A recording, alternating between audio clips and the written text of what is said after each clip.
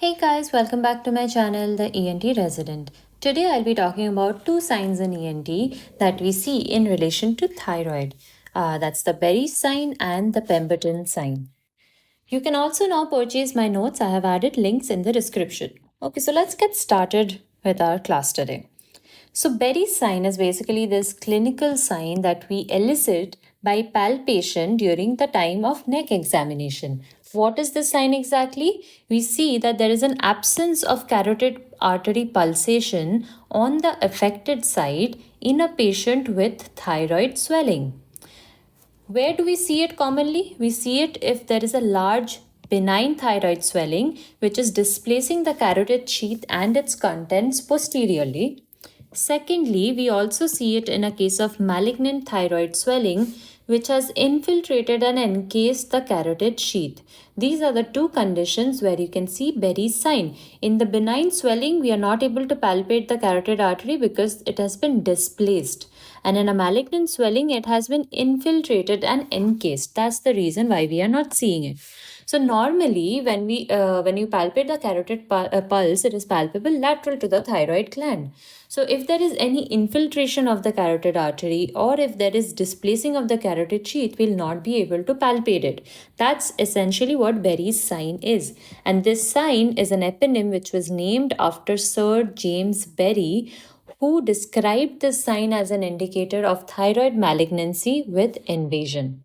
So that's about Berry's sign. Next, look at Pemberton sign. A Pemberton sign is also a clinical sign, but this is elicited during the neck or the thoracic inlet examination, and this is actually a provocative bedside test.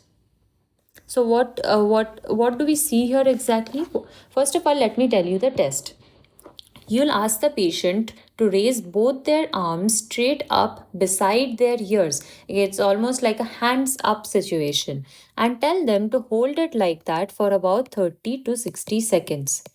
Now, what you will be watching out for over here is we will check for facial flushing. We will check for neck vein distension. We'll check for any kind of stridor or any dyspnea. And we'll also, in severe cases, what we can also see is syncope. So what happens here is we'll see facial congestion, flushing, neck vein distension with or without dyspnea occurring when the patient raises both their arms above the head. Now, this is typically seen in conditions like, for example, the very common condition that we, most classic condition that we see it in is actually a retrosternal goiter. We can also see it in case of an intrathoracic goiter, or this can also be seen if there is any mass involving the thoracic inlet. It can be a mediastinal mass, a lymphoma, thymoma, anything, and this can be obstructing the superior vena cava. And very occasionally, this is also seen in case of a large cervical goiter which is extending downwards.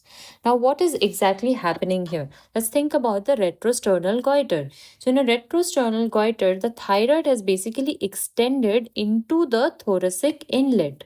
So because it is extended into the thoracic inlet, the moment we have asked the patient to raise both their arms above their head, what it causes it elevates the clavicles and the first rib. So it leads to the narrowing of the thoracic inlet. Now this, because the retrosternal thyroid mass has already entered the thoracic inlet, this mass now gets trapped or compressed between the sternum and the spine.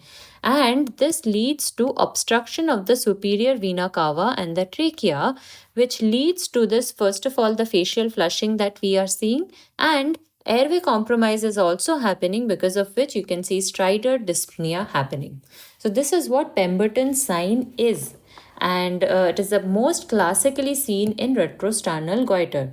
Now this is a sign that was named after Dr. Hugh Spear Pemberton, who described this particular maneuver as a marker of thoracic inlet obstruction due to substernal goiter. So that is what we need to know. So the important questions to know here is, if you were asked what is the vessel which is compressed in Pemberton sign, that is the superior vena cava. And the clinical clue that you're looking out for here is the facial flushing or the facial plethora on arm elevation.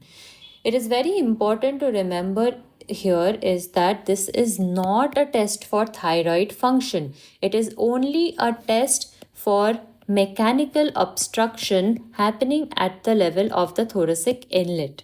And Pemberton sign is not for carotid body tumor. Pemberton sign in most classically is pointing towards a retrosternal goiter. So that's all about these two signs today. If you have any questions on this, please note them down in a comment section and I'll get back to you. Thank you.